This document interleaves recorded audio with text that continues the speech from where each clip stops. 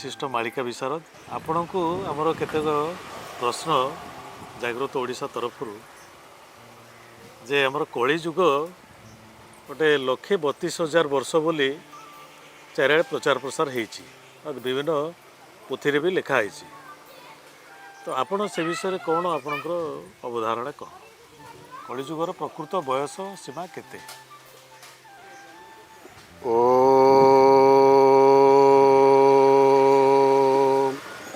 क्लीं गुरुदेवाय विद्महे प्रेमदाताय धीमहि तन्नो गुरु माधव प्रचोदयात्। आपण गोटे कथा कहले जे कलिजुगर आयुषटा केते केते वर्ष कलिजुग भोग हम। आपणकर ब्रह्म संहितार अच्युतानंद लिखिले 510 वर्ष कलिर तुटिब आयुष। 5,010 वर्ष कलिजुग मटे राजत्व करिवो आउ समस्त राजत्वर कटिଯିव। उदाहरण स्वरूप माने तमे 120 वर्ष आयुष को तुम जातक बाहर लिखा अच्छी ब्रह्मा तुमको कपाल लिखिं भी 120 वर्ष बंचब किंतु तुम जब सत्कर्म कर 120 वर्ष तुम आयुष हो पारे। जदि असत पथर तुम गमन कल से 120 वर्षटा भी 20 वर्ष परिणत हो। 20 वर्ष आयुष आपंकर लिखाई जदि आप असत कर्म 20 वर्ष आयुष लिखाई जदि सत्कर्म आप कले सेटा भी 120 वर्ष परिणत हो। उदाहरण स्वरूप आपण मानकर पुराण रे रामायण रे ब्रह्मा जिते आपणकर जाजपुर एरिया तपस्या करुले रावण जो तपस्या करुला जाजपुर रावण तपस्या स्थान जो बटमूली लिखा अच्छी से ब्रह्मा बर देते जे से बर मागी जे मोर 56 जेबे प्रसन्न होइल आहे बेदबर 56 गंडा जुग को आयुष हेउ मोर। से 56 गंडा जुग को आयुष मागिला किंतु अपकर्म करू नारी धर्षण ठू आरंभ कर अन्य दुर्नीति कम कर तार आज्ञा 14 गंडा जुगरे आयुष तुटीगला रामचंद्र मारिदेला आज्ञा। ब्रह्मा जमी आपंकर संस्कृत में व्यासदेव लिखिं जधाता निज भाल पटे लिखि था कर्मानुसारे फल धाता तुम कपाल जहा बोली ता लिखि था ब्रह्मा तुम कपाल जिते कथा लिखि था किंतु तुम से गुड़ा हेनी तुम जमीतिका कर्म करमिका फल पाइब जमी कर्म करमती फल पाइब धाता लेखाटा ये आन होमती रावण 56 घंटा जुग आयुष आनी 14 घंटा जुगे मला। सत्यवान 20 वर्ष बयस को आयुष आनी सावित्री सतीत्व बल से 120 वर्ष आगे बंचला। यहाँ आम पुराण में प्रमाण कराई सेमती आप जमी कर्म करेंगे कर्मटा ही आपंकर फलदायक। गोटे उदाहरण देवी आप जगन्नाथ भागवत तुला भिणा आदि अन्य शास्त्र सब पढ़ुवे से गोटे छोटिया उदाहरण अच्छी भगवान कृष्ण को वसुदेव कृष्ण जो जन्म हेले जन्म है मात्र के गोटे छोट टोकई बोझ भितर भर्ती करी तापर आम डाल मड़े मुंडे गले गोटे नंद मंदिर छाड़ापी से मथुरा आप गोप को गले छाड़ापी नंद मंदिर को बाटर गला बेलू उग्रेसन आज्ञा आगुड़ला आगुड़ला भगवान से बोध भी थी कहले उग्रेसन मत बाट छाड़ी दिए मु भगवान कहूँ सी कहला तू जेब अटू भगवान देखा तो शंख चक्र चिन्ह भगवान 21 तो उता मैंने होगले सी बोध भी थी बढ़ी शंख चक्र चिन्ह देखले से उग्रेसन माने प्रणाम कला भगवान तक आशीर्वाद कले ते कंस मला मु ते रजा करदेवी कहीदे पुणी छोट हो बाट से छाड़देला पुणी से बोध भितर भगवान पशिले वसुदेव मुंडे नहीं गला। वसुदेव मन में भाविला जे मु पुणी भगवान विष्णु को धरी मो मुंडे तेल मोठ भाग्यवान किए अच्छी अति आनंद जमुना कूले कूले ये नाच नाच जाऊँ भगवान बोध भितर कहले कहले बापा भोता तो कर्म पदे सेव कर्म हूँ नाही आन देव कहला बापा तमें मत मुंडे मुंडीच बोली जे एते आनंद जाऊच यहाँ ठीक नुह भोता तो कर्म पदे सेव कर्म हूँ नाही आन देव कर्म ठू कौन देवादेवी बड़ नुहति ବୁଝିଲେ ଆଜ୍ଞା। ଦେବତା ଆଦି ମୁନି ଯେତେ କର୍ମରେ ବନ୍ଧନ ସମସ୍ତେ। ଦେବତା ଋଷି ମୁନି ମାନେ ସମସ୍ତେ କର୍ମରେ ବନ୍ଧନ। କର୍ମ ମୋହର ମୂଳ ବୀଜ ବୃକ୍ଷୁ ଅଙ୍କୁରି ଉଠେ ତେଜ। ତେଣୁ କର୍ମଟା ହେଉଛି ସମସ୍ତଙ୍କର ମୂଳ। ତେଣୁ କର୍ମକୁ ଛାଡ଼ିଦେଲେ ଆଉ ଅନ୍ୟ କିଛି ଫଳ ହେବନି। ଆପଣଙ୍କର ଶ୍ରୀମଦ ଭଗବତ ଗୀତାରେ ବ୍ୟାସ ବି ଲେଖିଛନ୍ତି କର୍ମଣ୍ୟେ ବାଧିକାରସ୍ତୁ ମା ଫଳେଷୁ କଦାଚନ। ଫଳରେ କେବେ ଆଶା ରଖନା, ତମେ ଉଚିତ କର୍ମ କରିଯାଅ। ଫଳଦାତା ଭଗବାନ ତମକୁ ଫଳ ଦେବେ। ତମେ କ'ଣ ଟୋଟାଲ କର୍ମ କର। କର୍ମଠୁ ଦୁନିଆରେ କେହି ବଡ଼ ନାହାନ୍ତି। ତେଣୁ କର୍ମ କର। ଆଚ୍ଛା ବାବା, ଆମେ ଯେଉଁ କଥା ଉପରେ ଯାଉଥିଲେ, ଧରନ୍ତୁ 1,32,000 ବର୍ଷ କଳି, ସେଇଟା ତାମାନେ ଆପଣ କହୁଛନ୍ତି ଯେ ରିଡ୍ୟୁସ୍ ହେଇକି ସେଇଟା 5,010 ବର୍ଷ ଭିତରେ। କଳି ଆପଣଙ୍କର ଅଚ୍ୟୁତ, ଅନନ୍ତ, ଯଶୋବନ୍ତ, ଜଗନ୍ନାଥ ଦାସ, ବଳରାମ ଦାସ ପଞ୍ଚସଖା ମାନେ ସମସ୍ତେ ପ୍ରମାଣ କରିଛନ୍ତି ଯେ 510 ବର୍ଷ କଳିର ତୁଟିବ ଆୟୁଷ। ଆଜ୍ଞା 5,010 ବର୍ଷରେ ଆପଣଙ୍କର କଳିର ଆୟୁଷ ତୁଟିଯିବ। ତୁଟିଯିବ। ଆପଣଙ୍କର 2017 ମସିହାକୁ 2017 ମସିହାକୁ ଆଜ୍ଞା ସେ କାଲକୁଲେସନଟା ଆମେ ଆଜ୍ଞା ମାନେ ଟିକେ କହିବେ। ଆମେ ବର୍ତ୍ତମାନ ତ ମାନେ ଯେଉଁ ଇଂରାଜୀ ପାଠପଢ଼ା ଭିତରେ ସମସ୍ତେ ସେ ଯେଉଁ ଶକାବ୍ଦ ଇଏ ସେ ବା ବିକ୍ରମାବ୍ଦ ଏସବୁ ଗୁଡ଼ାକର କାଲକୁଲେସନ୍ ସବୁ ଭୁଲିଗଲେଣି। ତେଣୁ ଆମେ ଇଂରାଜୀ ହିସାବରେ ଆମକୁ ଟିକେ ବୁଝେଇଦେବେ ସେଇଟା ଏକ୍ଜାକ୍ଟଲି କେବେ ସେଇଟା ପଡ଼ୁଛି। 2017 ମସିହାଟା ହେଉଛି 5,000 ବର୍ଷ। ଆଜ୍ଞା ବୁଝିଲେ ଆଜ୍ଞା। 2017 ବର୍ଷ ଉଦାହରଣ ସ୍ୱରୂପ ମସିହା। 2017 ମସିହାଟା ହେଉଛି କଳିଯୁଗର 5,000 ବର୍ଷ। ଆଚ୍ଛା 2027 ମସିହାଟା ହେଉଛି 5,010 ବର୍ଷ। 2027 ମସିହାରେ କଳିଯୁଗ ଶେଷ ହୋଇଯିବ। 2028 ମସିହାରୁ ସତ୍ୟଯୁଗ ଆରମ୍ଭ ହେବ। ଆଜ୍ଞା ତେଣୁ ସେ କେମିତି ଆପଣମାନେ କହିବେ କଳିଯୁଗଟା 5,000 ବର୍ଷ ବୋଲି 2017 ମସିହାଟାକୁ ଆପଣ କେମିତି ଠିକ୍ କଲେ? ହଁ ଗୁପ୍ତ ଖେଦା ମାଳିକା ଲେଖକ ଅଚ୍ୟୁତାନନ୍ଦ। ଆଜ୍ଞା ବହି ନାଁ ହେଉଛି ଗୁପ୍ତ ଖେଦା ମାଳିକା, ଲେଖକ ହେଉଛନ୍ତି ଅଚ୍ୟୁତାନନ୍ଦ। ସେ କହିଲେ ଦେବଙ୍କ 5,022 ବରଷ ଦିବ୍ୟସିଂହ ଦେବ ସପ୍ତ 10 ଭୋଗ ବର୍ଷ। ଆଜ୍ଞା କହିଲେ ଦେବଙ୍କ 5,022 ବରଷ ଦିବ୍ୟସିଂହ ଦେବ ଭୋଗ ସପ୍ତ 10 ବର୍ଷ। ଆପଣଙ୍କର ଯେଉଁ ଚତୁର୍ଥ ଦିବ୍ୟସିଂହ ଦେବ ବସିଛନ୍ତି ବର୍ତ୍ତମାନ ପୁରୀରେ ରଜା ହେଇକିରି, ଆଜ୍ଞା ମାନେ ନାଁଟା ରଜା, ଆଉ କ'ଣ ରାଜତ୍ୱ ଅଛି ନା ସେ ରାଜଶାସନ କରୁଛନ୍ତି? ଶାସନ ତ ଗଣତନ୍ତ୍ର ହେଇଗଲା, ତେଣୁ ରାଜତନ୍ତ୍ର ଉଠିଗଲା। ତେଣୁ ଯେଉଁ ଦିବ୍ୟସିଂହ ଦେବ ଚତୁର୍ଥ ଦିବ୍ୟସିଂହ ଦେବ ଥିବେ, ତାଙ୍କର ଯେତେବେଳେ 70 ବର୍ଷ ରାଜତ୍ୱ ଯିଏ ହବ, ଦେବତା ମାନଙ୍କର ସେ 5,022 ବର୍ଷ ହବ। ଦେବଙ୍କ 5,022 ବରଷ ଦିବ୍ୟସିଂହ ଦେବ ଭୋଗ ସପ୍ତ 10 ବର୍ଷ। ସପ୍ତଦଶ କହିଲେ 70 ବର୍ଷ। 70 ବର୍ଷ। ଦିବ୍ୟସିଂହ ଦେବ ରଜା ହେଲେ କେବେ ନା ଆପଣଙ୍କର 1970 ମସିହାରେ। 1970 ମସିହାରେ 70 ମିଶେଇ ଦେବା କେତେ ଆଜ୍ଞା ହବ? 70ରେ 70 ମିଶେଇଲେ ଆପଣମାନେ କହିବେ 140। 70ରେ 70 ମିଶେଇଲେ 140 ହବନି ଆଜ୍ଞା, 139 ହବ। 70ଟାକୁ ଯଦି ଆମେ ମିଶେଇବା ଏଥିରେ, ତେଣୁ ଯଦି ମାନେ ଦେବତାଙ୍କ 5,022 ବର୍ଷଟା ହେଲା 2039 ମସିହା। ସିଏ 1970 ମସିହା ରଜା ହେଲେ ନାଇଁକି। ଦିବ୍ୟସିଂହ ଦେବ ଭୋଗ 17 ବର୍ଷ। 70ରେ ଯଦି ଆମେ ମିଶେଇବା କେତେ 70ଠୁ ଗଣିଲେ 100କୁ ହବ 31।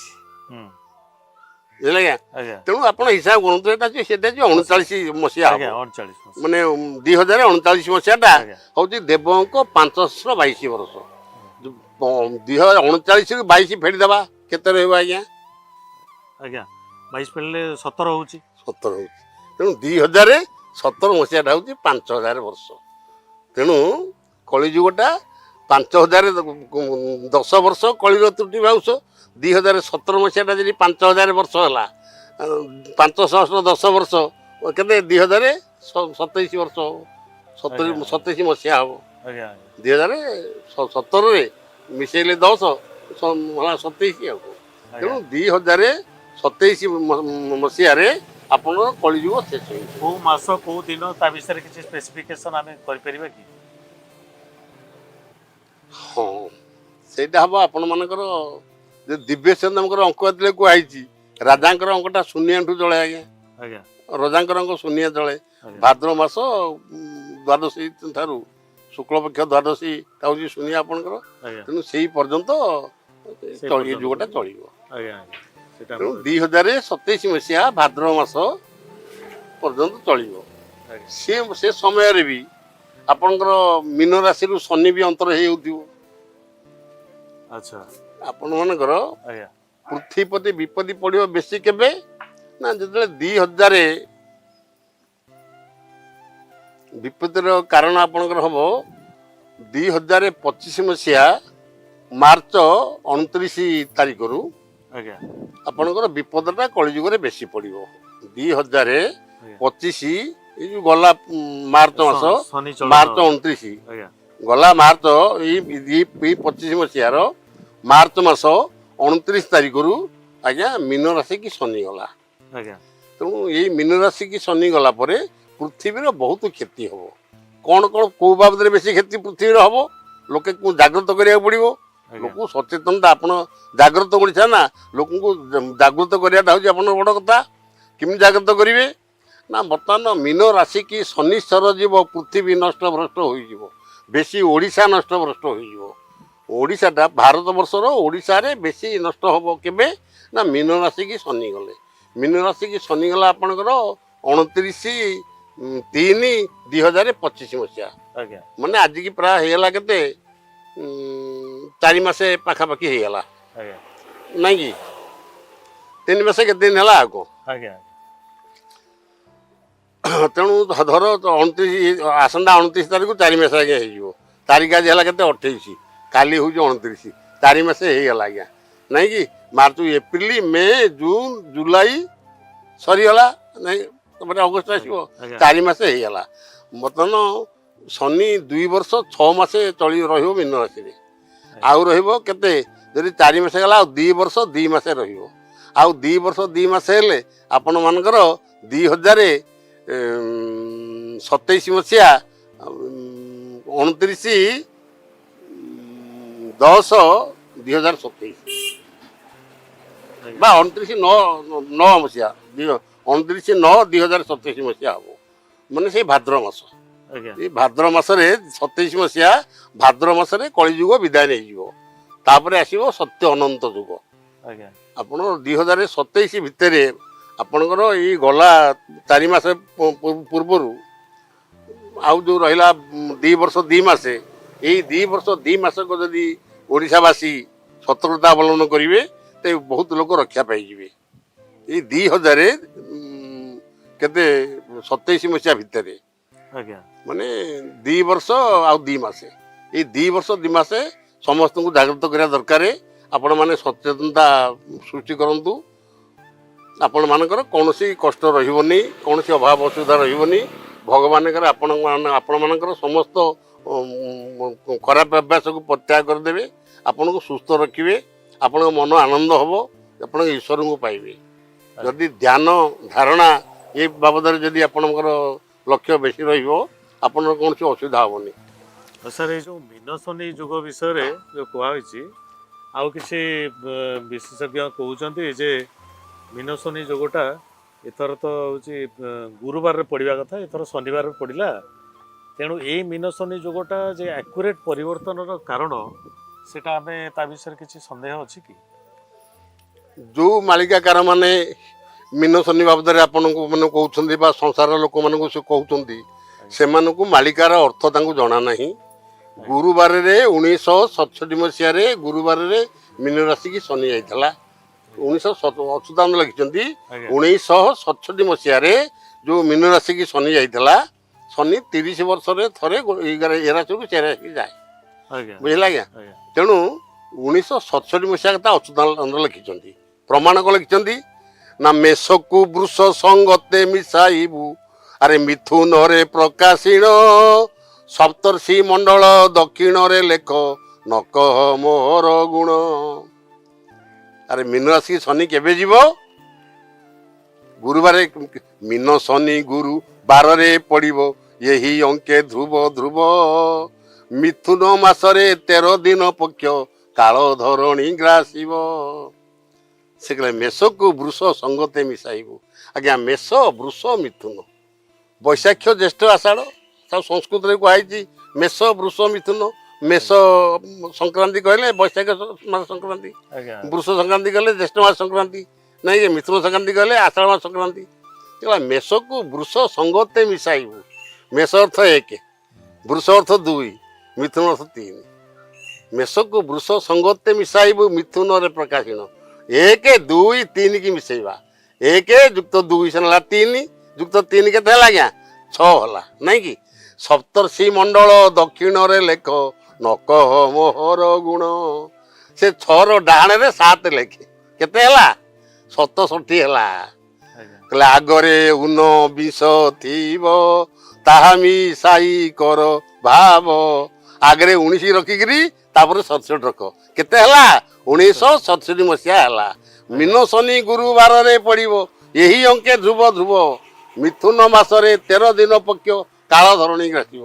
1967 ମସିହା ଆଷାଢ଼ ମାସରେ ଆପଣମାନଙ୍କର 13 ଦିନିଆ ପକ୍ଷ ପଡ଼ିଥିଲା। ଗୁରୁବାରରେ ମୀନ ରାଶି ଶନି ଯାଇଥିଲା ଆଜ୍ଞା ସେଇଟା ହେଲା। କିନ୍ତୁ ଇଏ ଯେଉଁ 2025 29/3/2000 ମୀନ ରାଶି ଯେଉଁ ଶନି ଗଲା ସେ ହେଉଛି ଶନିବାରରେ ଆଜ୍ଞା। ଶନି ନିଜ ବାରରେ ଆଜ୍ଞା ସେ ମୀନ ରାଶିକି ଗଲା ନିଜ ବାରରେ ଶନିବାର ସେଇଟା ତା ନିଜ ବାରରେ ସେ ଆଜ୍ଞା ମୀନ ରାଶି ଗଲା। ତେଣୁ ତାର ନିଜର ଶକ୍ତି ବହୁତ ପ୍ରଭାବିତ ହବ। କେଉଁଥିରେ ହବ ନା ଶନି ହେଉଛି ଧାତୁ ଜିନିଷର କର୍ତ୍ତା। ଧାତୁ ଜିନିଷର କର୍ତ୍ତା ହେଉଛି କି ସେ ଶନି। ଯେଉଁମାନଙ୍କର ଶନି ଗ୍ରହ ଖରାପ ପଡୁଛି ସେ ଲୁହା ମୁଦି ଲଗାଉଛନ୍ତି। ଲୁହା ଏକ ଧାତୁ ଆଜ୍ଞା ଲୁହା ଜିନିଷଟା ଧାତୁ। ଆପଣଙ୍କର ଲୌହ ଜିନିଷରେ ଯେତେ ଜିନିଷ ତିଆରି ହେଇଥିବ ବ୍ୟୋମଯାନ ରେଲଗାଡ଼ି ବସ୍ ଟ୍ରକ୍ କାର ଜିପ୍ ଏଗୁଡ଼ାକ ସବୁ ନଷ୍ଟ ହେଇଯିବ। ରେଡ଼ିଓ ଟିଭି ଏଗୁଡ଼ାକ ସବୁ ଧାତୁ ଜିନିଷରେ ତିଆରି ଏଗୁଡ଼ାକ ସବୁ ନଷ୍ଟ ହବ।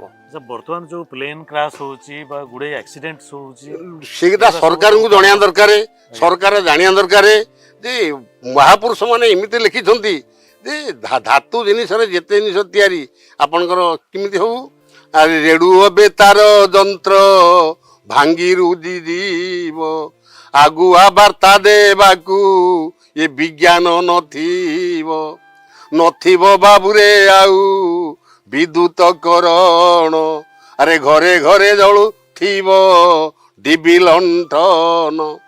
ଆଗରୁ ଯେମିତି ଲୋକମାନେ ଡିବି ଲଣ୍ଠନ ଘରେ ଲଗାଉଥିଲେ ଜଳଉଥିଲେ ଏ ଇଲେକ୍ଟ୍ରିକ ଲାଇନ ହେଇଯିବାରୁ ଆଉ କେହି ଲଣ୍ଠନ କୋଟା କିଣିବାକୁ ଚାହିଁଲେ ବି ଆପଣ ବଜାରକୁ ଗଲେ ମିଳିବନି ଆଜ୍ଞା। ଲଣ୍ଠନର ଆଉ ବ୍ୟବସାୟ ନାହିଁ ସମସ୍ତଙ୍କ ଇଲେକ୍ଟ୍ରିକ ଲାଇନ ଚାଲିଗଲା।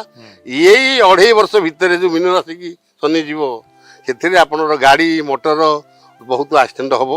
ବହୁତ ଗାଡ଼ି ମଟର ଭାଙ୍ଗିଯିବ। ବ୍ୟୋମଯାନ ହେଲିକପ୍ଟର କୁହନ୍ତୁ ରେଲଗାଡ଼ି କୁହନ୍ତୁ ବସ୍ କୁହନ୍ତୁ ବସ୍ ଧକ୍କା ହେବା ଟ୍ରକ୍ ଗାଡ଼ି ଧକ୍କା ହେବା ଏଇଥିରେ ବହୁତ ଲୋକ ଆଜ୍ଞା କ୍ଷୟ ହେଇଯିବେ। ଏଥିରେ ପ୍ରାୟ ଚାରଣା ଲୋକ ଭାରତ ବର୍ଷର କ'ଣ ପୃଥିବୀର ବି ଏଇ ଯନ୍ତ୍ରଯାନ ଚାଳିତନରେ ଚାରଣା ଲୋକ ଏଇଥିରେ ନଷ୍ଟ ହେଇଯିବେ। ତେଣୁ ସରକାରଙ୍କୁ ସତର୍କ କରିବା ଦରକାର। ସରକାର ଜାଣିବା ଦରକାର ମୀନ ରାଶିକି ଶନି ଗଲେ ଶନି ହେଉଛି ଧାତୁ ଜିନିଷର ମାଲିକ। ତେଣୁ ଆପଣ ଯେତେକ ସବୁ ସୁନା ରୂପା ଲୁହା ପିତ୍ତଳ ଜିନିଷ ତିଆରି କରୁଛନ୍ତି ଏଗୁଡ଼ାକ ସବୁ ନଷ୍ଟ ହେଇଯିବ। ତେଣୁ ଆପଣ ଯାନବାହନ ପରିଚାଳନା ଟିକେ ସତର୍କତା ଅବଲମ୍ବନ କରିବେ। ଆପଣ ମୋଟରସାଇକେଲ ଗୋଟେ ମାଡ଼ ହେଇଯାଉଛି କୋଉଠି ମାନେ ବ୍ୟୋମଯାନ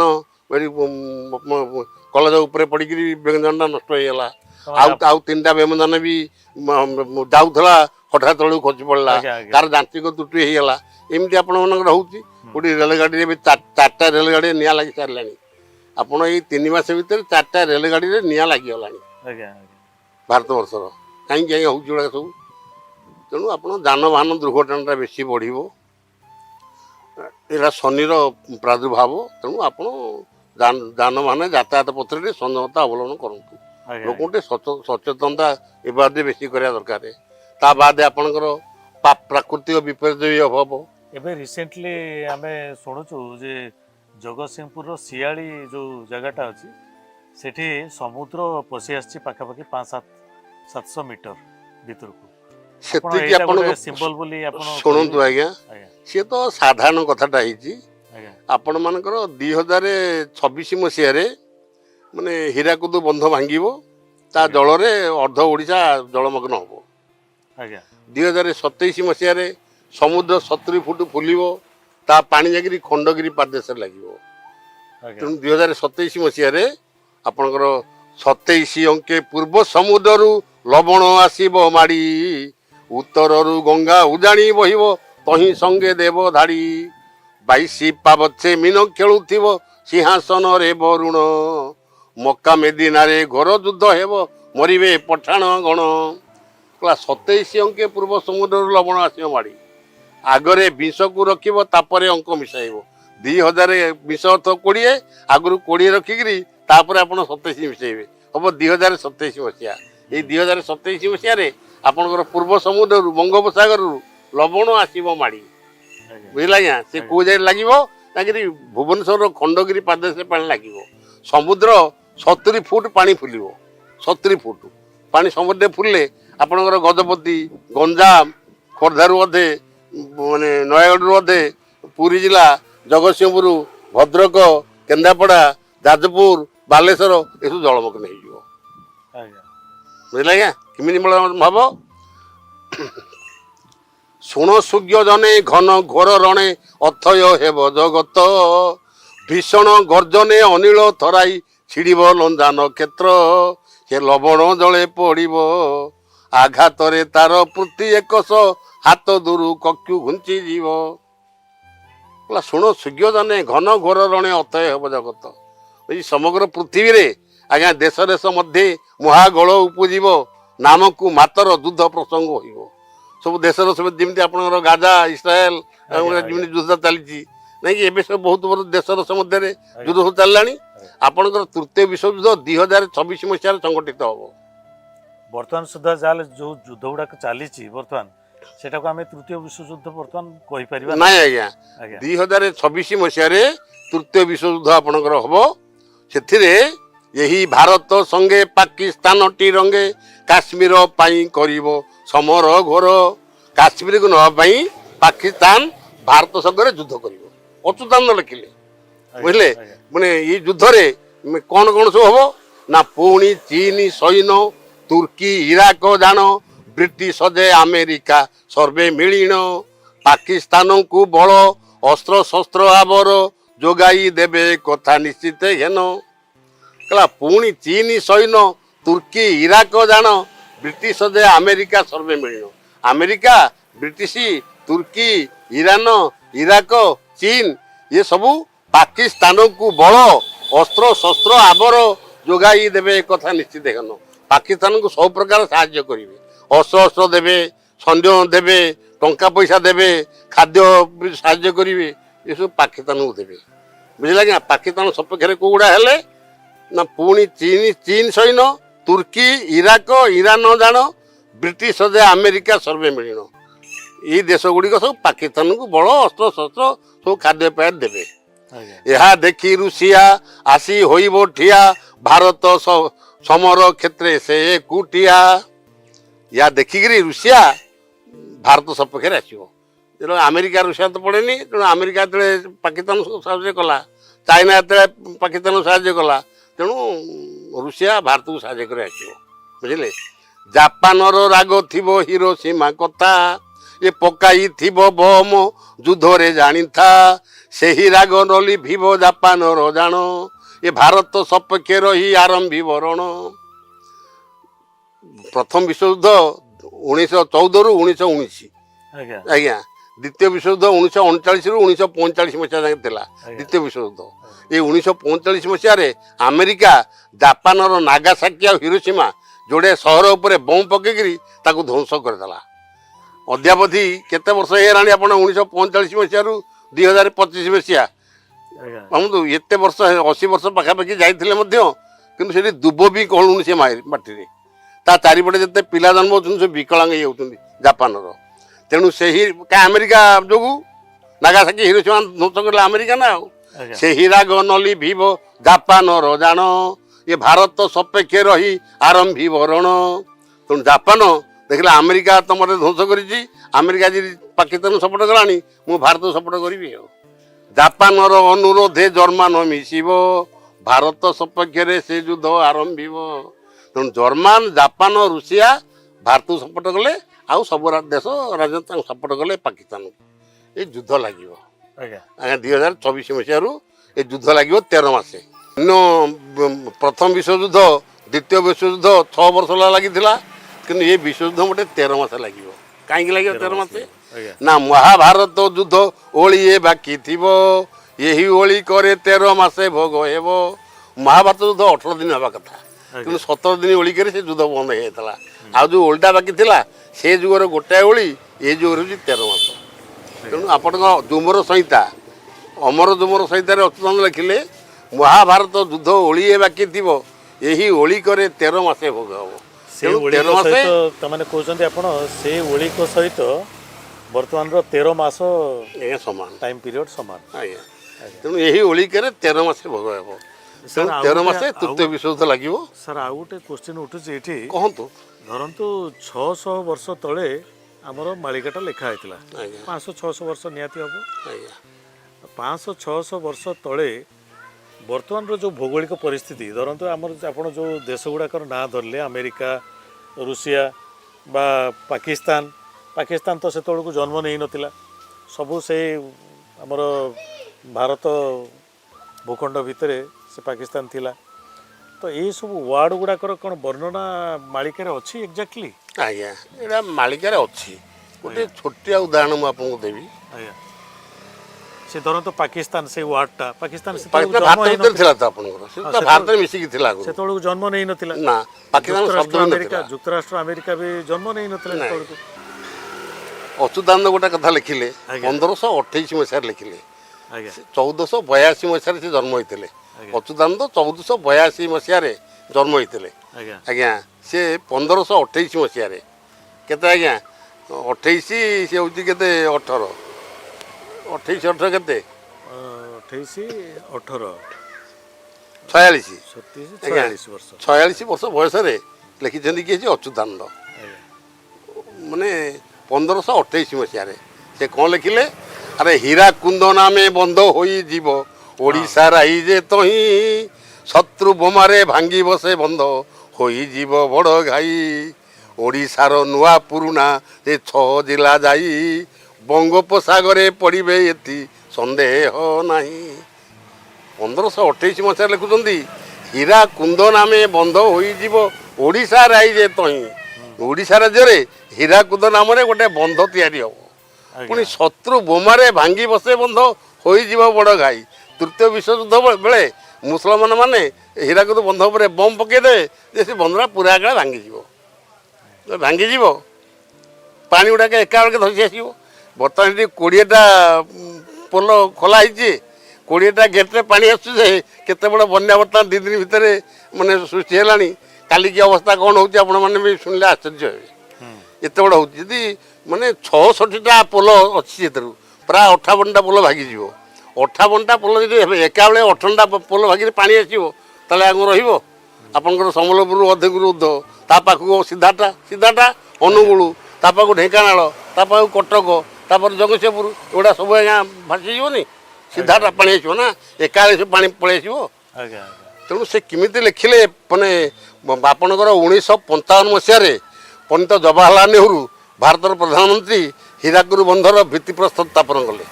1955 ମସିହାରେ ପଣ୍ଡିତ ଜବାହରଲାଲ ନେହେରୁ ହୀରାକୁଦ ବନ୍ଧର ଶୁଭ ଦେଇଥିଲେ। 1961 ମସିହାରେ ହୀରାକୁଦ ବନ୍ଧ ସମ୍ପୂର୍ଣ୍ଣ ହେଲା ତାପରେ କାମ ଚାଲିଲା ଆଉ କ'ଣ ମାନେ 1955ରେ ହୀରାକୁଦ ବନ୍ଧର ଶୁଭ ଦିଆହେଲା।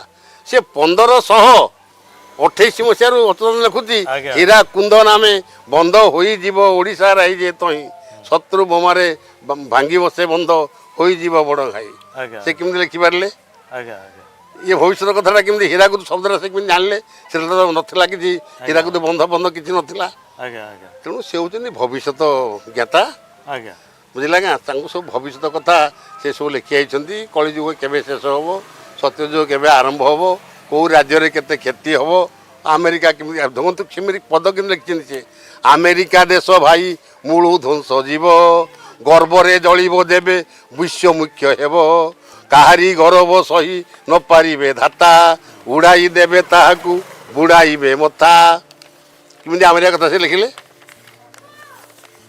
ଆଜ୍ଞା। ଆଜ୍ଞା ପୁଣି ଚିନି କଥା କେମିତି ଲେଖିଲେ କହିଲେ ବିଶ୍ୱାସଘାତକ ଅଟଇଛି ନା ଆରେ ତୋଟି କାଟି ଦେବ ସେବେଳେ ସିନା ଏଥକୁ ବିଚାରି ଶାସନ କର ଆରେ କେତୁମାଳା ଠାରେ ଆଶା ନ କର। ବୁଝିଲେ ଆଜ୍ଞା ସେ କେମିତି ଲେଖିଲେ ଯେ ବିଶ୍ୱାସଘାତକ ଅଟଇଛି ନା ତୋଟି କାଟିଦେବ ସେବେଳେ ସିନା। ତୃତୀୟ ବିଶ୍ୱ ଲାଗିବା ପୂର୍ବରୁ ବି ଚୀନା ଭାରତ ତୋଟି କାଟିଦେବ। ଏଥକୁ ବିଚାରି ଶାସନ କର କେତୁମାଳା ଠାରେ ଆଶା ନ କର। ଏ ଯୁଗର କଲେଜ ପିଲାକୁ ଯଦି ପଚାରିବାରେ କେତୁମାଳା ଶବ୍ଦର ଅର୍ଥ କ'ଣ କଲେଜ ପିଲା ବି BA ପିଲା ବି କହିପାରିବେନି। କେତୁ ଅଚ୍ୟୁତାନନ୍ଦ ଭଳିଆ ପୁଅ କେତେ ଭୌଗୋଳିକ ଜ୍ଞାନ ତାର କେତେ ଐତିହାସିକ ଜ୍ଞାନ ସେ କେମିତି ଲେଖିଛି ଏତକୁ ବିଚାରି ଶାସନ କର କେତୁମାଳା ଠାରେ ଆଶା ନ କର। କେତୁମାଳା ପାର୍ବତ୍ୟ ଅଞ୍ଚଳ ହିମାଳୟର ପୂର୍ବଟ ଅଂଶ। ତେଣୁ କେତୁମାଳା ପାର୍ବତ୍ୟ ଅଞ୍ଚଳ କି ଭାରତବାସୀ ତମେ ଆଶା କରନି। ବିଶ୍ୱାସଘାତକ ଅଟଇଛି ନା ତୋଟି କାଟିଦେବ ସେବେଳେ ସିନା ଏକଥାକୁ ମନେ ଘେନ ଯେଉଁ ପାପ କର୍ମ ନୟନେ ଦେଖିବ ଶୁଣି ତ ନଥିବ କାନ। ଚାଇନା ମାନେ ଏମିତି ପାପକର୍ମ କରି ଭାରତୀୟ ନାରୀମାନଙ୍କ ପ୍ରତି ତୁମେ କାନ ଶୁଣି ନଥିବ ଏମିତି ପାପକର୍ମ ସେ କରିବ। ମୁଁ ତ ଲେଖିନି ଆଜ୍ଞା ୟାକୁ ଲେଖିଛି ଅଚ୍ୟୁତାନନ୍ଦ। ଆଜ୍ଞା ଆଜ୍ଞା ବୁଝିଲା ଆଜ୍ଞା ପଦୁଙ୍କଳ ପଟିକାରେ ଅଚ୍ୟୁତାନନ୍ଦ ଲେଖିଲା। ସେ କେମିତି ଏଗୁଡ଼ା ସବୁ ଲେଖିଛି ଆଜ୍ଞା ଚାଇନା କଥା ଆମେରିକା କଥା ଏଗୁଡ଼ା ସବୁ କେମିତି ଲେଖିଛି ବୁଝିଲେ ଆଜ୍ଞା। ପୁଣି ଏ ଯେତେବେଳେ ମୀନ ରାଶିରେ ଶନି ଥିବ ସେତେବେଳେ କ'ଣ ପୁଣି ଘଟିବ ସେ ଘଟଣା କେମିତି ଲେଖିଛି ହିମଗିରିର ଉତ୍ତର ପାରୁଷ ପର୍ବତ ପରା ଫାଟି ହେବ ଧ୍ୱଂସ। ଏ ମୀନ ରାଶିରେ ଶନି ଯେଉଁ 2.5 ବର୍ଷ ରହିବ ଏ ମାନେ 29/3/2025ରୁ 29/9/2027 ପର୍ଯ୍ୟନ୍ତ ଏ ଯେଉଁ 2.5 ବର୍ଷ ଏ 2.5 ବର୍ଷରେ ହିମଗିରିର ଉତ୍ତର ପାରୁଷ ପର୍ବତ ପରା ଫାଟି ହେବ ଧ୍ୱଂସ। ଗଞ୍ଜା ସହର ଆଉ ନ ରହିବ ପର୍ବତ ପରା ଫାଟିଯିବ ଧ୍ରୁବ। ଗଞ୍ଜାମ ଜିଲ୍ଲା ଧ୍ୱଂସ ହେଇଯିବ କେମିତି ଲେଖିଛି। ଆଉ ଫନ୍ଦା ପତିତ ହୋଇବ ଯେ କାଳ ଫାଟିଯିବ ହଟକେଶର ଚୂଳ ସେଠାରେ ହୋଇବ ଏକ ସାଗର ସହସ୍ର ଗାମେ ନ ରହିବେ ନର। ଲୋକଙ୍କର ଫନ୍ଦା ଆବୃତ୍ତି ସବୁ ବୁଡ଼ିଯିବ। ସେଥିରେ ହଟକେଶ୍ୱର ଯେଉଁ ଆପଣଙ୍କର ଅଟି ଉଷ୍ଣ ପ୍ରଶ୍ରବଣ ପାଖରେ ଖୋର୍ଦ୍ଧା ସେପଟେ ଏପଟେ ଯେଉଁ ଅଟି ଉଷ୍ଣ ପ୍ରଶ୍ରବଣ ଅଛି ସେଟା ନୟାଗଡ଼ ଜିଲ୍ଲା ବୋଧେ ଅଟି ଉଷ୍ଣ ପ୍ରଶ୍ରବଣ ପାଖରେ ଯେଉଁ ହଟକେଶ୍ୱର ମହାଦେବଙ୍କର ମନ୍ଦିର ଅଛି ସେ ହେଲା ଫନ୍ଦା ପତିତ ହୋଇବ ଯେ କାଳ ଫାଟିଯିବ ହଟକେଶ୍ୱର ଚୂଳ। ହଟକେଶ୍ୱର ମନ୍ଦିର କ'ଣ ତିଆରି ହେଇଥିଲା ୟାକୁ ଲେଖିଲା ବେଳେ ଏ ହଟକେଶ୍ୱର ମନ୍ଦିର ଚୂଳ ଫାଟିଯିବ। ସେଠାରେ ହୋଇବ ଏକ ସାଗର ସହସ୍ର ଗ୍ରାମେ ନ ରହିବେ ନର। 1000ଟା ଗାଁ ଭିତରେ ଆଉ ଲୋକ ରହିବେନି। ଗାଁ ଗଣ୍ଡା ଘରଦ୍ୱାର ସବୁ ଧ୍ୱଂସ ହେଇଯିବ। ସେଠି ସମୁଦ୍ର ଭଳିଆ ପାଣି ଚାଲିବ। ବୁଝିଲେ ଆଜ୍ଞା ଆଜ୍ଞା ଆଜ୍ଞା ଆଜ୍ଞା ଏ ଯେଉଁ ମହାପ୍ରଭୁ ଶ୍ରୀ ଜଗନ୍ନାଥଙ୍କର ଛତିଆ ଆଗମନ ବିଷୟରେ ବହୁତ କଥା ଆମେମାନେ ସବୁ ପିଲାବେଳୁ ଶୁଣି ଆସିଛୁ। ଆଉ ସେଇଟା ମାଳିକାରେ ବର୍ଣ୍ଣନା ଅଛି ବୋଲି କୁହାଯାଇଛି। ତ ସେଇଟା ତା ବିଷୟରେ କିଛି କହିବେ କି କେଉଁ ସମୟରେ ଏକ୍ଜାକ୍ଟଲି ସେଇ ଘଟଣାଟା ହେବ? ଜଗନ୍ନାଥ ଆଜ୍ଞା ଜଗତର ନାଥ। ସେ କେଉଁଠି ମନ୍ଦିର ଭିତରେ ଆବଦ୍ଧ ହେଇକି ରହନ୍ତିନି। ସେ ଜଗତଟା କି ତାଙ୍କର ଦୃଷ୍ଟି ଭିତରେ ଅଛି। ସେ ଜଗତଟା କି ଦେଖୁଛନ୍ତି। ଆମେ ତାକୁ ମନ୍ଦିର ଭିତରେ ତାଲା ପକାଇ ରଖିଦେବା 9 ଦିନ କି 10 ଦିନ ତାକୁ ମାନେ ବାହାର କରିବା ଆଉ ସବୁବେଳେ ସେ ମନ୍ଦିର ତାଲା ପକାଇ ରହିଲେ ସେ ଦୁନିଆର ଦୁଃଖ କେତେବେଳେ ଆଜ୍ଞା ବୁଝିବେ? ଆଜ୍ଞା ଆଜ୍ଞା ବୁଝିଲେ ଆଜ୍ଞା। ତେଣୁ ଆପଣମାନଙ୍କୁ ତ ଏଇନା ଅଚ୍ୟୁତାନନ୍ଦ କହିଥିଲେ ଏ ସଂସାରେ ମୂର୍ତ୍ତି ପୂଜି କିଛି ଲାଭ ନାହିଁ ଜିଅନ୍ତା ଦେବତା ତୋର ହୃଦୟରେ ଅଥଇ ସେ ଜିଅନ୍ତା ଦେବତାକୁ ଲୟ କର ମନ କହଇ ଦିନ ଅଚ୍ୟୁତ ହୋଇବ କାରଣ। ବ୍ୟାସଦେବ ବି ଲେଖିଲେ ନ ଦେବ ବିଦ୍ୟତେ କାଷ୍ଠେ ଏ ନ ପାଷାଣ ନ ମୃଣ୍ମୟେ ଭାବେ ନ ବିଦ୍ୟତେ ଦେବ ତସ୍ମାତ୍ ଭାବ ହିଁ କାରଣାମ। ନ ଦେବ ବିଦ୍ୟତେ କାଷ୍ଠେ କୌଣସି କାଠରେ ଦେବତା ମାନେ ରହନ୍ତିନି। ନ ପାଷାଣ ନ ମୃଣ୍ମୟେ କୌଣସି ପଥରରେ ଦେବତା ମାନେ ରହନ୍ତିନି। କୌଣସି ମାଟି ମୂର୍ତ୍ତିରେ କି ପିତ୍ତଳ ମୂର୍ତ୍ତିରେ ଦେବତା ମାନେ ରହନ୍ତିନି। ଆପଣଙ୍କର ପଥରରେ ଶିବଲିଙ୍ଗ ତିଆରି କରୁଛନ୍ତି। ଲିମ୍ବ କାଠରେ ଜଗନ୍ନାଥଙ୍କୁ ତିଆରି କରୁଛନ୍ତି। ଆଜ୍ଞା ମାଟି ମୂର୍ତ୍ତି ବା ପିତ୍ତଳ ମୂର୍ତ୍ତିରେ ଦେବୀମାନଙ୍କ ମୁହଁ ତିଆରି କରୁଛନ୍ତି। କିନ୍ତୁ ବ୍ୟାସ ଭଳିଆ ମୁଁ ତ ଲେଖିନି ବ୍ୟାସଦେବ ଲେଖିଛନ୍ତି ନ ଦେବ ବିଦ୍ୟତେ କାଷ୍ଠେ ନ ପାଷାଣ ନ ମୃଣ୍ମୟେ। ମାଟି ମୂର୍ତ୍ତିରେ କି ପଥର ମୂର୍ତ୍ତିରେ କି କାଠ ମୂର୍ତ୍ତିରେ ଦେବତା ରହନ୍ତିନି। ଦେବତା ମାନେ କୋଉଠି ରହନ୍ତି ନା ଭାବେ ନ ବିଦ୍ୟତେ ଦେବ ତସ୍ମାତ ଭାବ ହିଁ କାରଣମ୍। ଆପଣଙ୍କର ଏଇନା ମେହର ବାବୁ କହୁଥିଲେ, କ'ଣ କହୁଥିଲେ? କହିଲେ ମୁଁ ଏମିତି ତଳିଲେ ହେଲି ଯେ କିଛି ଜାଣିପାରିଲିନି। କାହିଁ ଜାଣିପାରିଲେନି ସେ? ନା ଭାବଜ ହିଁ ଉଦେ ହୁଇ ପ୍ରଭୁ ହୁଅନ୍ତି ଗ୍ରାହୀ, ତେଣୁ ଭକ୍ତେ ନାମ ଦେଇଣ ଅଛନ୍ତି ଭାବଗ୍ରାହୀ। ସେ ଭାବରେ ଏତେ ତଲ୍ଲୀନ ହେଇଗଲେ ସେ କିଛି ଜାଣିପାରିଲେନି। ଭାବ, ତେଣୁ ସେ ଭଗବାନ କହିନାହାନ୍ତି ଭାବକୁ ନିକଟ ମୁହିଁ ଅଭାବକୁ ଦୂର, ନ ପାଇବେ ଖୋଜି ମତେ ଅବିଶ୍ୱାସୀ ନର। ଆଜ୍ଞା ମୁଁ ହଉଛି ଭାବଗ୍ରାହୀ।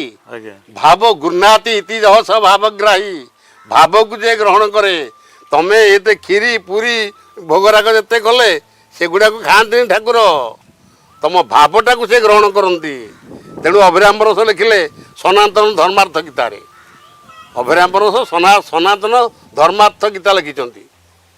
ବୁଝିଲା ଆଜ୍ଞା? ଯେତେବେଳେ ପୃଥିବୀ ଯାକ ସମସ୍ତେ ସନାତନୀ ହେଇଯିବେ, କହିଲେ ମୁସଲମାନ ଖ୍ରୀଷ୍ଟିଆନ ହିନ୍ଦୁ ଧର୍ମାଦି ଯେତେ, ଏ ଧର୍ମ ନୁହେଁ ଏ ସମ୍ପ୍ରଦା ସିନା ବୋଲନ୍ତି ତେତେ, ଯେତେବେଳେ ବୁଝିଯିବେ ଏ ବିଶ୍ୱବାସୀ ଜନ, ଏ ସକଳ ଜୀବନ କର୍ତ୍ତା ଏକ ଭଗବାନ, ତେତେବେଳେ ଧର୍ମମାନ ମୀମାଂସା ହୋଇବ, ଏ ବିପ୍ଳବ ପ୍ଳବଗ ବିଷୟ ରଡ଼ି ନ ଛାଡ଼ିବ। ଯେତେବେଳେ ଏ ହିନ୍ଦୁ ଇସଲାମ ଖ୍ରୀଷ୍ଟିଆନ ହିନ୍ଦୁ ଧର୍ମାଦି ଯେତେ, ଏଗୁଡ଼ା ଧର୍ମ ନୁହେଁ, ଏଗୁଡ଼ା ହେଉଛି ସମ୍ପ୍ରଦା। ହିନ୍ଦୁ ଗୋଟେ ସମ୍ପ୍ରଦା, ମୁସଲମାନ ଗୋଟେ ସମ୍ପ୍ରଦା, ଖ୍ରୀଷ୍ଟିଆନ ଗୋଟେ ସମ୍ପ୍ରଦା, ଧର୍ମ ହେଉଛି ସନାତନ। ବୁଝିଲେ ଆଜ୍ଞା? ବିଶ୍ୱରେ ନିୟତ ନିତ୍ୟ ନିର୍ଦ୍ଦିଷ୍ଟଟି ଜାଣ, ବିଶ୍ୱରେ ଯେ ନିୟତ ଯେ ନିତ୍ୟ, ବୁଝିଲେ ଆଜ୍ଞା, ସେ ହେଉଛି ଆପଣଙ୍କ ଧର୍ମ। ଆଜ୍ଞା ବର୍ତ୍ତମାନ ପରିସ୍ଥିତିରେ ଭକ୍ତମାନେ ଯେଉଁ ମୁଷ୍ଟିମେୟ ଭକ୍ତ ଅଛନ୍ତି ବୋଲି ଆମେ ବିଚାର କରିବା, କଳି ଯୁଗରେ ତ ପୁରା କଳି ଚାରିଆଡ଼େ ବ୍ୟାପିଛି। ସେଇ ମୁଷ୍ଟିମେୟ ଭକ୍ତ ଯେଉଁ ରହିଲେ ତାଙ୍କୁ ପ୍ରଭୁ କେମିତି ରକ୍ଷା କରିବେ ଏ କଳି ଯୁଗର ଇଏରେ? ଏ ଯେଉଁ କାହାକୁ ରକ୍ଷା କରିବେ? ଯେଉଁ ମୁଷ୍ଟିମେୟ ପ୍ରକୃତ ଭକ୍ତ ଅଛନ୍ତି ସେମାନେ କେମିତି ଭାବରେ ଉଦ୍ଧାର ପାଇବେ, ତା ବିଷୟରେ କିଛି ବର୍ଣ୍ଣନା ଅଛି କି ମାଳିକାରେ? ଦୁଷ୍ଟଙ୍କୁ ଦୁର୍ଭିକ୍ଷେ ନାଶିବୁ, ଭକ୍ତଙ୍କୁ ଅନ୍ନ ଛତ୍ର ଦେବୁ, ଯେ ଭକ୍ତ ଚିନ୍ତି ବଟି ଯାହା ପ୍ରାପତ କରାଇବି ତା। ଦୁଷ୍ଟଙ୍କୁ ଦୁର୍ଭିକ୍ଷେ ନାଶିବୁ, ଭକ୍ତଙ୍କୁ ଅନ୍ନ ଛତ୍ର ଦେବୁ। ମୁଁ ଏମିତି ଦୁର୍ଭିକ୍ଷ ପ୍ରାକୃତିକ ବିପର୍ଯ୍ୟୟ କରିବି, ଏରେ ଦୁଷ୍ଟ ସବୁ ମରିବେ। ଭକ୍ତମାନଙ୍କୁ ମୁଁ ଅନ୍ନ ଛତ୍ର ଦେବି, ଯେ ଭକ୍ତ ଚିନ୍ତି ବଟି ଯାହା ପ୍ରାପତ କରାଇବି ତାହା। ଭକ୍ତ ଯେତେବେଳେ ଯାହା ଚିନ୍ତା କରିବ ମୁଁ ତାକୁ ତାହା ନିଶ୍ଚୟ ଦେବି। ତେଣୁ ଆପଣମାନେ ଭକ୍ତ ହୁଅନ୍ତୁ। ଖାଲି ନିଜକୁ ଭକ୍ତ ଭକ୍ତ କହିଲେ ଯେ ଭକ୍ତ ହେଇପାରିବ ନାହିଁ। ଏ ମାନେ ଅରୁଆ ଖିଆ ବାବାଜୀ ତାଙ୍କ ପାଇଁ ବାଣ ରଖିଛି ଖଞ୍ଜି ରାମଚନ୍ଦ୍ରରେ, ସର୍ବେ ହେଉଥିବେ ଦହ ଗଞ୍ଜି ରାମଚନ୍ଦ୍ରରେ। ଏ ଚିତା ତିଳକ କାଠି ଆଜ୍ଞା ଅରୁଆ ଖାଇ ବାବାଜୀ ବେଶ ଧାରଣ କରି ଆଉ ଏମିତି ବୁଲିଲେ କିଛି ହବନି ଆଜ୍ଞା। କେମିତି ପଦ ସେ ଲେଖିଛି, ଅରୁଆ ଖିଆ ବାବାଜୀ ତାଙ୍କ ପାଇଁ ବାଣ ରଖିଛି ଖଞ୍ଜି ରାମଚନ୍ଦ୍ରରେ, ସର୍ବେ ହେଉଥିବେ ଦହ ଗଞ୍ଜି ରାମଚନ୍ଦ୍ରରେ। ବୁଝିଲେ ଆଜ୍ଞା? ମନ୍ଦିର ଅଟ୍ଟାଳି ଜଗତି ଗଢ଼ିଲେ ମିଳିବ ନାହିଁ ମୁକତି, ଦାରୁ ପାଷାଣ ପ୍ରତିମା ଯେତେ ପୂଜିଲେ ହୋଇବ ନାହିଁ ସଦ୍ଗତି। ଏ ଦାରୁ ମୂର୍ତ୍ତି କି ପଥର ମୂର୍ତ୍ତି କି ମାଟି ମୂର୍ତ୍ତି କି ଯେତେ ପୂଜିଲେ ସଦ୍ଗତି ହବ ନାହିଁ।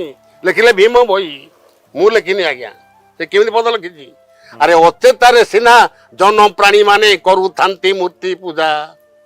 ତୁତି ଚିନ୍ତାମଣି ପଦ୍ମକଳ୍ପ, ଭୀମ ଭୋଇ ଲେଖକ। 1750 ମସିହା ଠାରୁ 1780 ମସିହା ଭିତରେ ସେ ଲେଖିଛନ୍ତି ଆଜ୍ଞା। କ'ଣ ଲେଖିଛନ୍ତି? କହିଲା ଅଚେତାରେ ସିନା ଜନ ପ୍ରାଣୀ ମାନେ କରୁଥାନ୍ତି ମୂର୍ତ୍ତି ପୂଜା, ପାଦେ ପଡ଼ି ରକ୍ଷା କର ବୋଲୁଥାନ୍ତି ଦେବୁ କ୍ଷୀରି ପୁରୀ ଖଜା। ଅଚେତାରେ, ଯାହାର ଚେତନା ନାହିଁ ସେମାନେ ମୂର୍ତ୍ତି ପୂଜା କରିବେ, ଏବଂ ପାଦେ ପଡ଼ି ରକ୍ଷା କର ବୋଲୁଥାନ୍ତି ଦେବୁ କ୍ଷୀରି ପୁରୀ ଖଜା। କହିଲେ ହେ ମା ଭଗବତୀ, ହେ ମା ରାମଚଣ୍ଡୀ, କି ହେ ପ୍ରଭୁ ଜଗନ୍ନାଥ, ହେ କି ହେ ପ୍ରଭୁ ଶିବ, ମୁଁ ତ ପାଦରେ ପଡୁଛି, ତୋତେ କ୍ଷୀରି ପୁରୀ ଖଜା ମୁଁ ଦେବି। ମୋର ଟିକେ କାମନା ତୁ କରିଦିଏ ଟିକେ।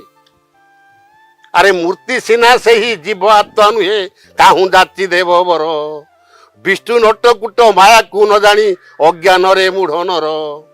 ଆରେ ସେଟା ମୂର୍ତ୍ତିଟା ସେ ତତେ କୋଉଠି ବର ଦେଇପାରିବ? ଯେହୁ ଗଢିଛି ଆପଣା ପିଣ୍ଡେ ପ୍ରାଣ ତାକୁ ସମର୍ପଣ ନାହିଁ। ଏ କାଠ ପଥର ଦିଅଙ୍କୁ ବୋଲୁଅଛୁ ପ୍ରାଣୀକୁ ଦିଅ ବଞ୍ଚାଇ।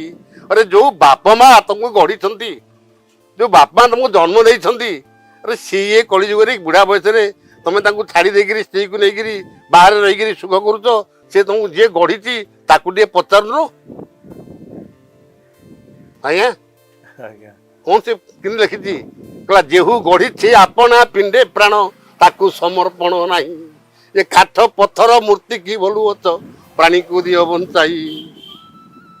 ବୁଝିଲେ ଆଜ୍ଞା? ତେଣୁ ଲୋକଙ୍କ ହୃଦୟରେ ଟିକେ ଚେତନା ଜାଗ୍ରତ ଏମିତି କରନ୍ତୁ ଆଜ୍ଞା।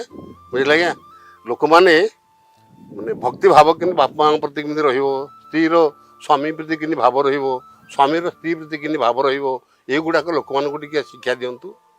ଅନୁଶୀଳନର ଶେଷ ନାହିଁ, ଜ୍ଞାନର ସୀମା ନାହିଁ। ପ୍ରକୃତ ଜ୍ଞାନୀ ଲୋକଟିଏ ପାଇଁ ଅଧିକ ଗୁଡ଼ାଏ ଅନୁଶୀଳନର ଆବଶ୍ୟକତା ବି ନାହିଁ। ଆଉ ଅଜ୍ଞାନର ଅନ୍ଧକାରରେ ଡୁବିଥିବା ଲୋକ ପାଇଁ କେହି ବି ଆଲୋକବର୍ତ୍ତିକା ହେଇପାରନ୍ତି ନାହିଁ। ସମୟ ସରି ଆସୁଛି, ବେଳ ଥାଉଁ ଥାଉଁ ଜାଗିଯିବା ଭଲ। ନମସ୍କାର।